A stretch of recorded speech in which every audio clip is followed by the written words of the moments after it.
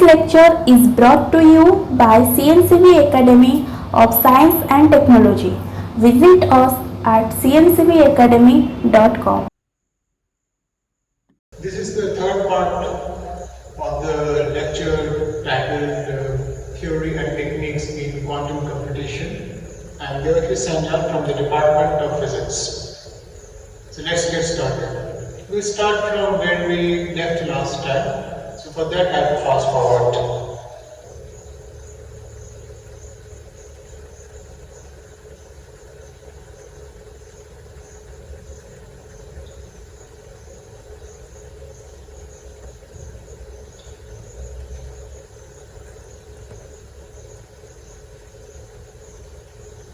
So this is where we left last time. We defined a quantum bit or a qubit. I've written qubit as QBIT, but maybe in textbooks and on the internet you will see that qubit is written as QUBIT, but for me this is fine, qubit. So what we arrived at was, this is a qubit, so this is where quantum computation starts, and this is the spin state of an electron, and it is given by a linear superposition of the up state. The coefficient is A plus, and this is A minus. This is the coefficient of the down state. So what's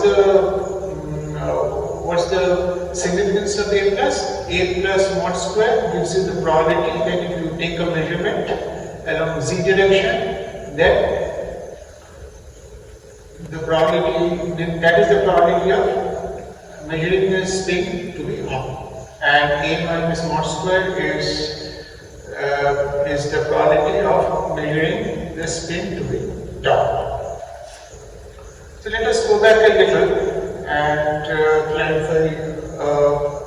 clarify a point.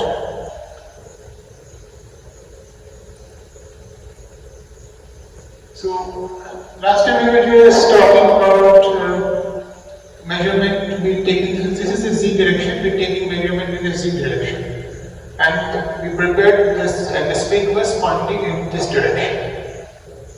And you know what is pointing? Pointing means it's not like that. It's the spin exactly in this direction. The component of the spin is along this direction. So when we measure the spin along this direction, either we will see that the spin is in this direction already, or the spin is in the opposite direction. So that is the experiment result. So instead of measuring this, so you will say this is the z direction, this is a particular direction. So if I take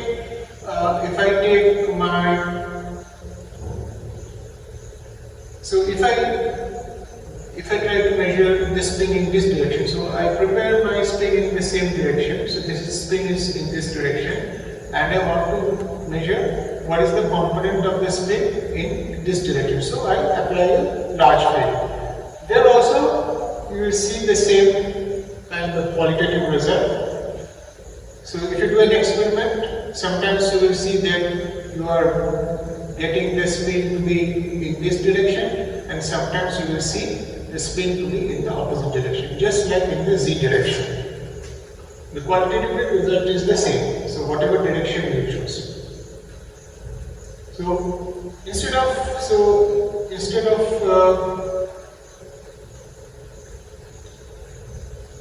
of writing A is equal to this, so here these are the basis vectors. The basis vectors are spins in the z direction. So this is spin up, this is spin down. That's the terminology. Instead of that, I can write, so this is the other direction I just showed you. So this is the spin aligned in the other direction, and then this is the spin aligned opposite to the other direction. In that also, I can write the spin state as this. So in that case, this A plus AN is the equivalent coefficient, and the mod square gives you the probability that if you measure the spin in this another direction, you will get it in this, you will get it aligned in that direction.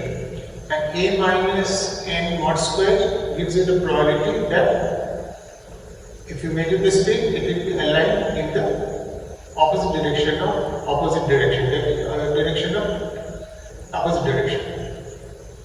So I can write my spin state in this form also, or in this form, but the convention is that everything is written in terms of z direction. So this is the convention, this is not the convention. So whatever the direction is, another direction is the z direction. So this is my convention, this is the qubit. And what is the central feature? So central feature is linear superposition of states. So it's in a funny state, it's neither in the up state or the down state. It's in a combination of both up state and down state. And when you measure, then only when you measure the z direction, then you will find that it's either in this direction or in the opposite direction. Only two states. When you measure in the z direction, then you will find it will either be in this state or this state. But before you measure, it will be in a kind of linear superposition of these two states. So these two are the basis states. So one thing we should be clear, here we are talking of two kinds of spaces. One, the spin is in the three-dimensional real space. So we have a three-dimensional visual space, and the spin is oriented in that direction, in that space. And another is the state of the spin, the quantum state of the spin, which is given by the ket. This ket is defined in a two-dimensional space. It's a two-dimensional space, an abstract space, where these are the basis vectors. So these are also kets. So this is the ket defining the spin up state, and this is the ket defining the spin down state. Spin down state means in the spin down is oriented opposite to the z axis, and this is along the z axis. That is what I mean by spin up and spin down. So let us go to the next slide.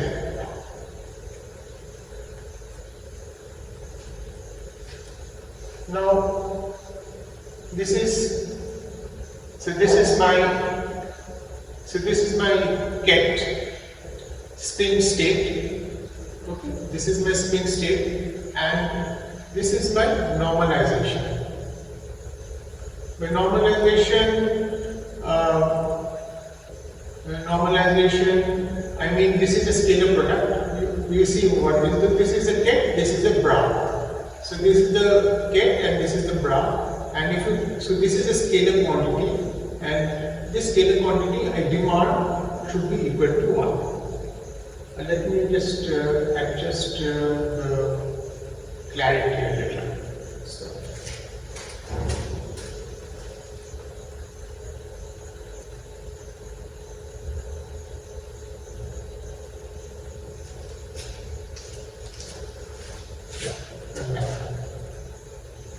So this is the normalization, and so this is normalization, and this is the spin up state. Spin up state is also written as zero ket.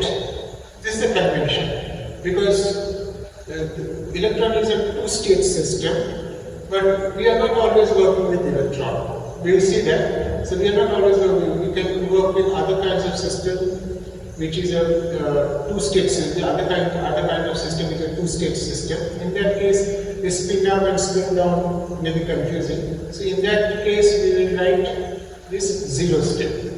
Similarly, there is a spin down state, or I can equivalently write this one ket. So this spin up or zero state is given by this vector 1 0. And the spin down state is given by 0, 1. If that is the case, this A ket is given by this vector A plus A minus, right? Because if A plus is 1 and A minus is 0, then it means I am in the spin up state. And if A plus is 0 and A minus is 1, then I am in the spin down state. And if this is normalized to 1, of course, then all the spin states are normalized to 1. That is, spin of state is such that this scalar product is 1. That is, length of the vector is 1, length of this vector in the abstract space is 1. And another concept we will come across here is the condition of orthogonal state. So this is orthogonal state.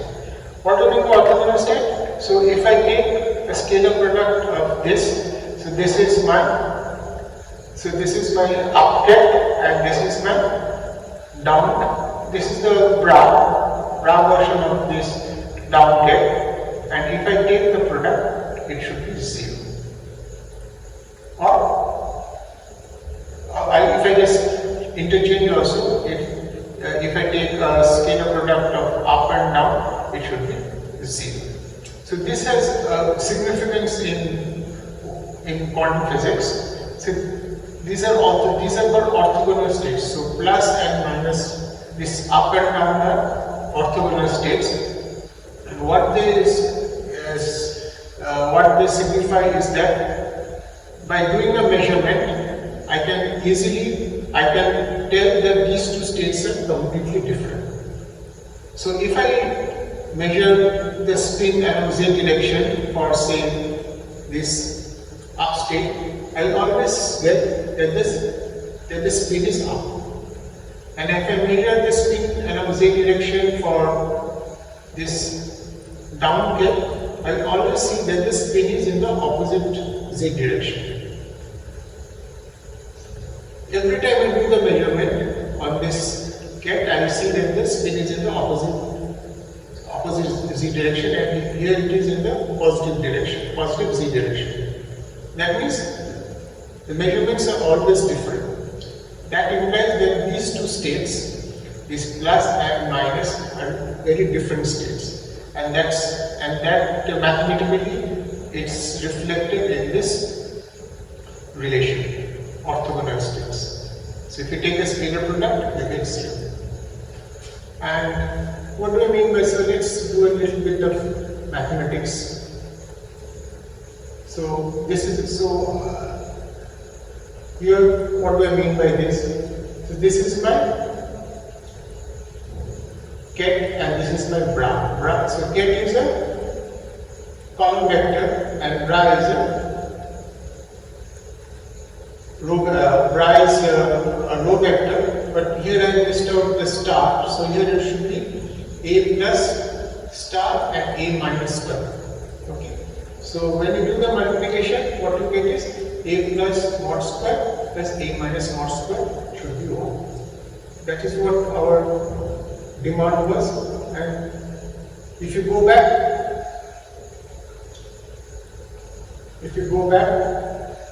you see the sum of probability should be 1. So normalization is nothing but to ensure that the sum of the probability is 1. That is why this is 1 and not any other number.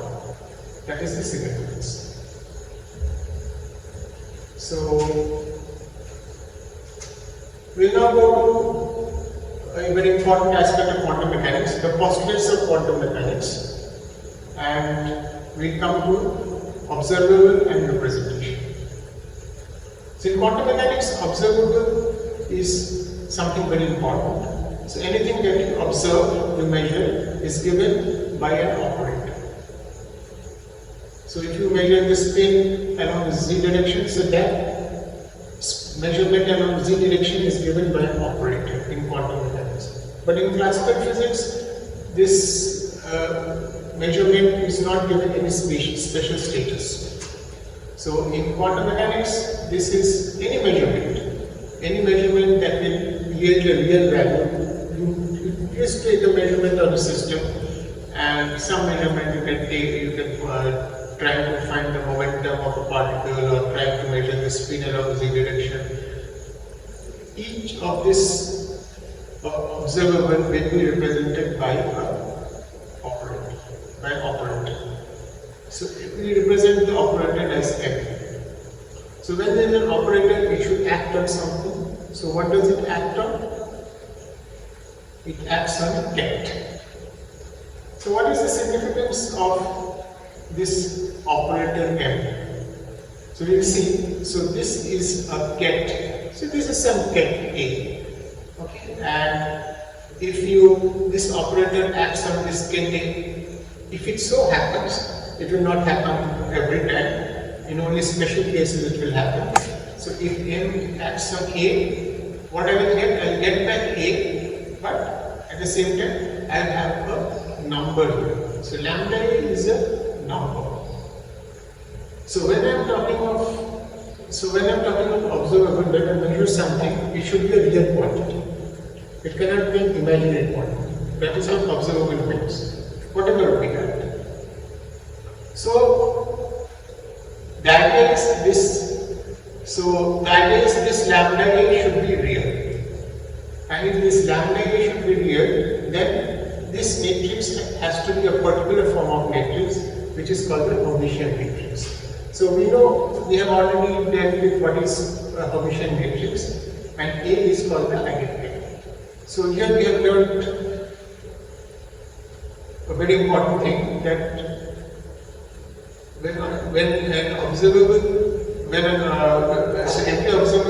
every observable is given by a matrix, by a matrix of an operator, which acts on a state get. And if it so happens, then if this operation produces A, but at the same time we have a factor, real factor, then what we say is that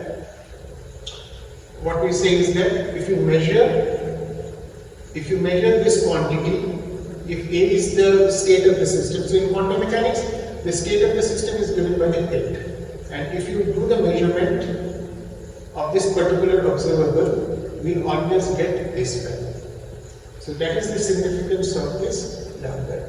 So whenever you prepare your state in this particular get, and if you do the measurement corresponding to this operator, we will always get this value and nothing else. Every time you do it, you will get it.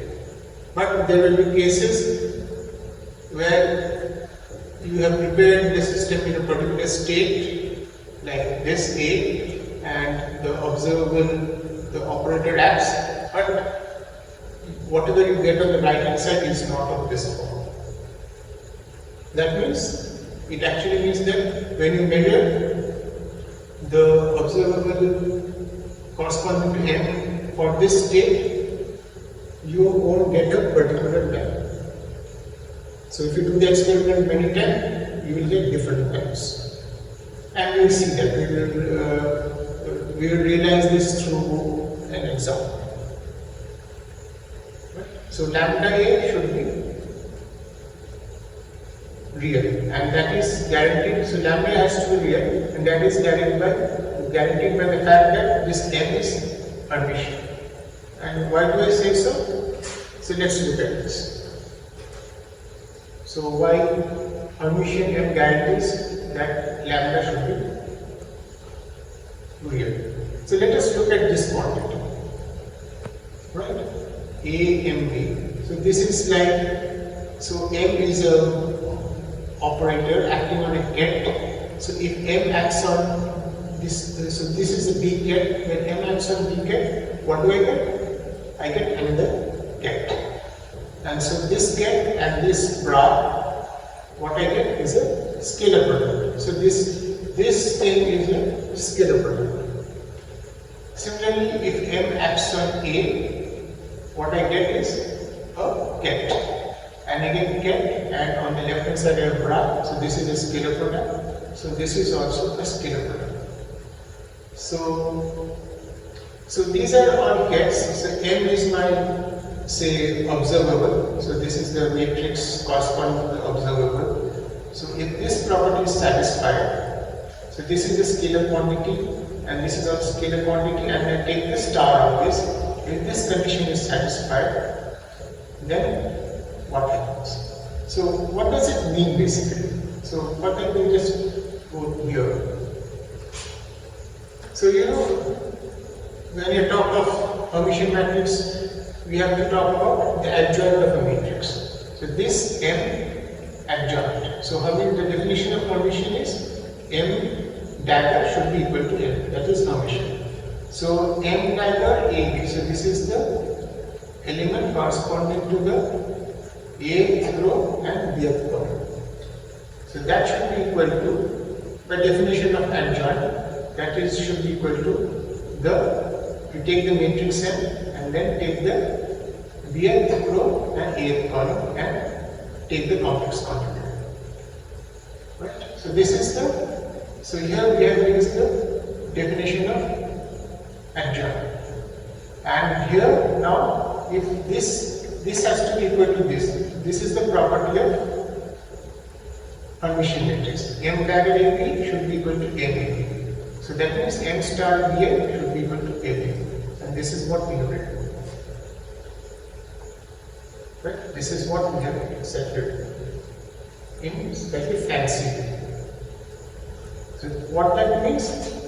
This means that if I substitute B by A, and if A can be identified with this kind of eigenket, then what I say is, so what we will get? So what we will get is, if this is a complex number, then this is the complex conjugate of the complex number, and if the complex number and this complex conjugate are the same, that means this is a real number. That means if I substitute B with A, then this is a real number.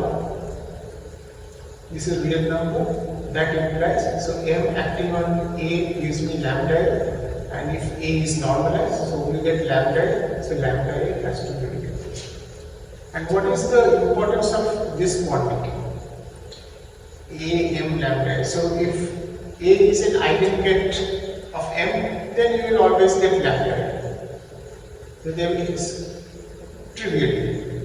But if A is not an eigenket of M, then what you get is called the average value of the observable value. We will also see this through an example, I think today. So all these things we will realize through an example. This is just definition. So this is the definition of average value of an observable line when the system is in the state defined by ket A. And if the ket A is an eigenket of the observable M, then the average is always lambda, trivial. So every time you measure, you get lambda. So of course the average will also be lambda. We will now go to the next slide. Now let's try to see. Now we have the definitions. We try to work on some examples. So this is my. So this I want to measure the spin along Z component. So this is say the corresponding operator. So this is the corresponding operator for the observable. So what is the observable? The spin along Z direction or the Z direction. So what we want to see, that when this observable, so this is my M say, acts on the up state and the down state, what happens? And we have already defined what is up state and down state. So in the next slide, we will see what happens. So this, I will just call it board because I am not going to the board and working out these calculations. I am just doing it in this slide. So this is my M matrix and this is my A.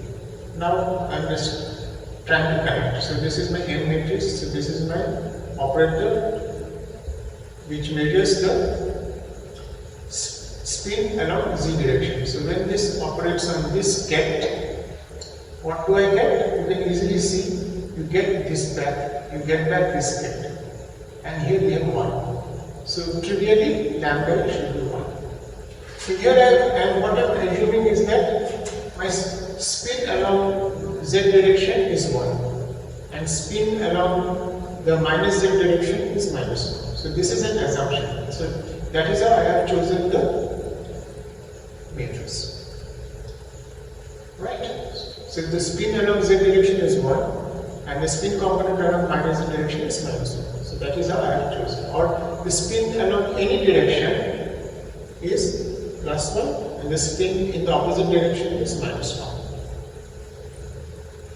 So when this acts on 1 0, what you get is the eigenvalue is 1. This is what we expected. So check it. And when this same operator acts on the down state, so this is the down state. So what do I get? You see, you get a minus sign, and you get back this get. So this is my A get. So this I get my A, but I have a minus sign. So that means lambda is equal to minus 1. So that means whenever I measure the z component for the spin in this get, in this state, I will always get a minus 1. That is, the spin will always be oriented in the minus z direction.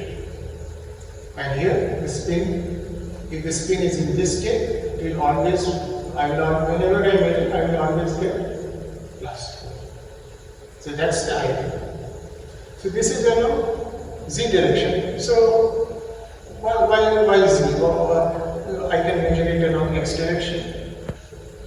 I should get, so if I measure along x direction, I can only have two values, plus 1 or minus 1. So let us say the x component of the spin operator is, so here it is different. So this is my m here. So for historical reasons, it is given by sigma 1. So this is the operator which measures the spin component along x direction. And what I want to see, what happens when this operator acts on these two kets. So these are kets, 1 by root 2 1 1 and 1 by root 2 1 minus 1. We see what happens. So these kets are all normalized to 1. You can check, these kets are all normalized to 1. That is how they have been constructed. So let's check. Again we go to board. And this is my operator corresponding to the spin measurement along x direction, and it hits this ket. And when it hits this ket, what I get is I get back this ket. That's it. And of course there is a factor 1. So that tells me lambda is equal to 1. That means if I measure the spin, if the system is in this ket, and if I measure the system, if I measure the spin along x direction, I will always get a plus 1 value. Similarly, if this operator acts on this ket, so it is when the system is is given by this ket, what I get is I get back this ket, but I also get a minus sign. That means when the system is in this, when the spin is in this state, so this is a state, this is a quantum state, and if I take a measurement along x direction, I will see that the spin is having a value minus 1. That is, the spin is oriented in the minus x, so the component is along minus x direction.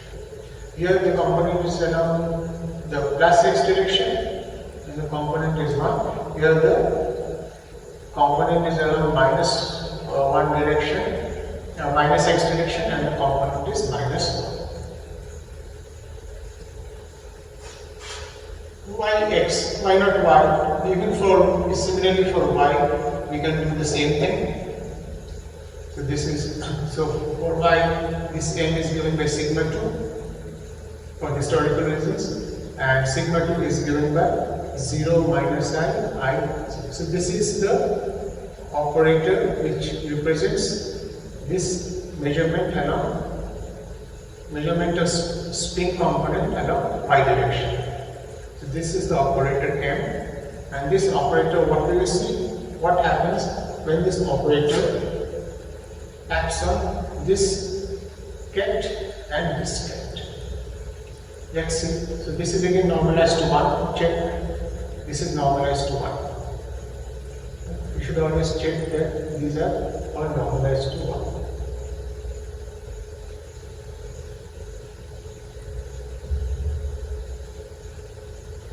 This, okay, so this you can check yourself. This is not difficult. Just do the matrix multiplication, and for this what you will get is, you will see that you will get back this get, and there will be a plus 1. So when this acts on this, the spin is oriented in the positive y direction, and when this acts on this get, you will see that the spin is oriented in the negative y direction. So when this acts on this, you will get minus, and then you will get back this. Check yourself. And check these things also. So you know what is the sigma 1 matrix, sigma 2 matrix, and sigma 3 matrix. So if you do the matrix multiplication, sigma 1 into sigma 1, or sigma 2 into sigma 2, sigma 3 into sigma 3, what you will get is an identity matrix. Check yourself. We will use this in the next part of the lecture. Meanwhile, today we will do just a problem to clarify what we have learned till now. So the problem is, find the probability of finding the electron prepared with the dipole in the x direction. So the electron spin is pointing in the x direction, having a component in the negative z section. So electron spin is in the x direction, and if I take a measurement along z direction, what is the probability that I will find that the electron spin is pointing in the negative z direction. That is what the problem is asking us to do. Find the probability of finding the electron prepared with the dipole in the x direction, having a component in the negative z direction, and also find the average spin in the z direction. Let's do this. So one thing is, you will see again we have back to board. So this is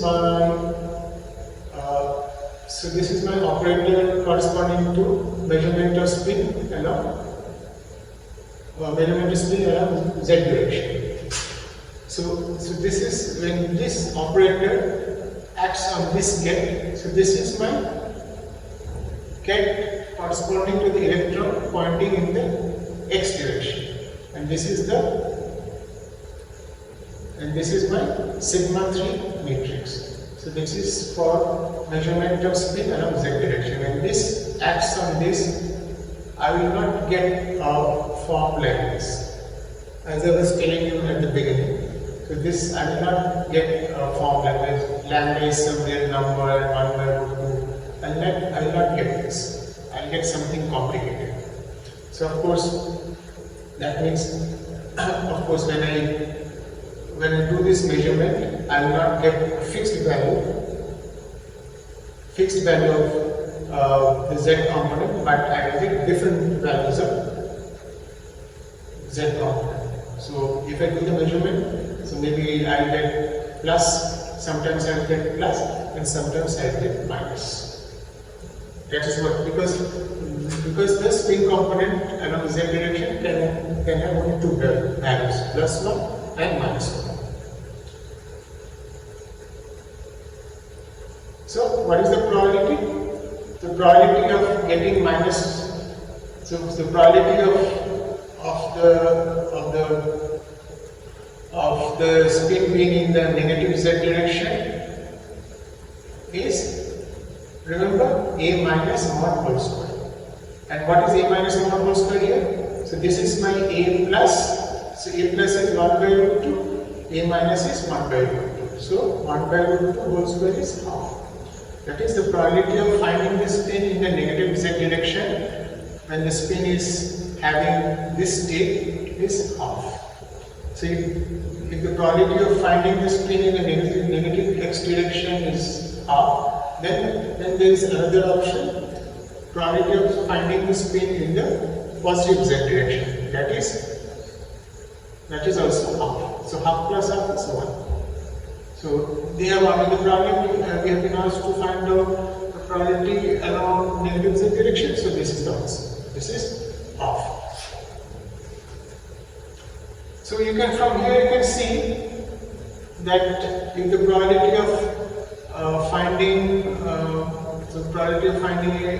in the positive direction is half, probability of finding it in the negative direction is also half, z direction, then what is the average? Average should be half minus half 0. So another way of finding it is, this is my operator and this is the average, and we have already done this. We have already, like in the postulate we have written what is the average value. The average value is, you remember? So this is my M, this is my A, and this is my, so this is my brow, and this is the get, and this is the M. So what we get is a scalar quantity. Do this calculation, and what you will see that the answer is 0 as expected. So this is, so when you measure for this spin state, when you measure the spin along z direction, half the time you will see that it is in the positive x direction, and half the time you will see in the negative x direction, z direction, and that's why you will see that the average is 0. So we'll stop here. And in the next lecture we will do something related to simultaneous measurement and computation of operators, and then we will go to entanglement. So I will end now. Thank you.